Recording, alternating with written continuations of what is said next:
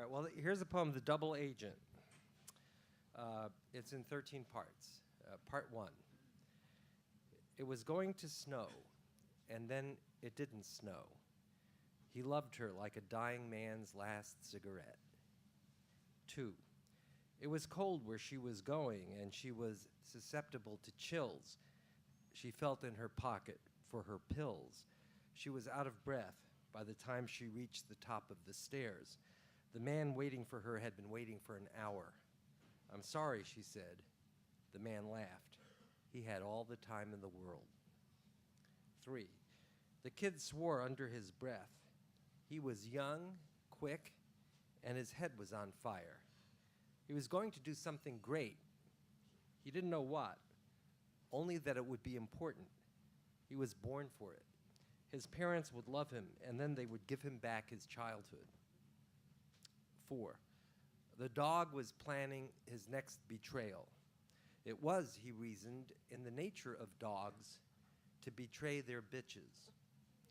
The men at the bar were wearing dark suits and ties as thin as the excuses given by an unfaithful mate to her homicidal husband on the phone. 5. She ordered a Manhattan for her and a martini for him. He smiled. He hadn't expected to be working with someone so charming, he said, kissing her hand. 6. The dog was dead. That was the message. 7. She had the look of a woman who likes being looked at. "How could you do it?" she gasped. The kid paused at the door. It was easy. 8. The man reading the paper in the hotel lobby heard every word. There was a short silence. Suddenly, he put the paper down. "I am the stranger of whom you speak," he said in the formal English of a Spaniard in a Hemingway novel.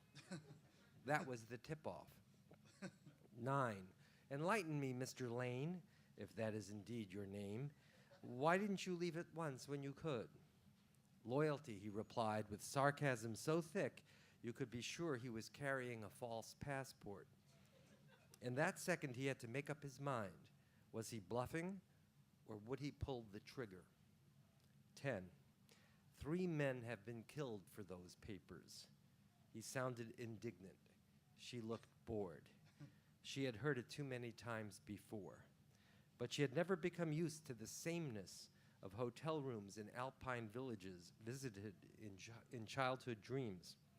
She dreamed she was invisible and could watch everyone live their normal lives, herself unseen. 11. When they murdered her, they made sure he was watching. 12. He could see it from the balcony. Freedom. There it was, across the river, in the brown haze of dusk. A row of dead birches like the bars of a gate with blue water and green hills behind it. Tonight, he would go. What was the signal? 13. Was it worth it? You didn't ask yourself. You just grabbed your case and went. You didn't even know the date, the month and year until you got there. Afterwards, if you were lucky, there would be time to remember. Well, he would have to do the remembering for both of them.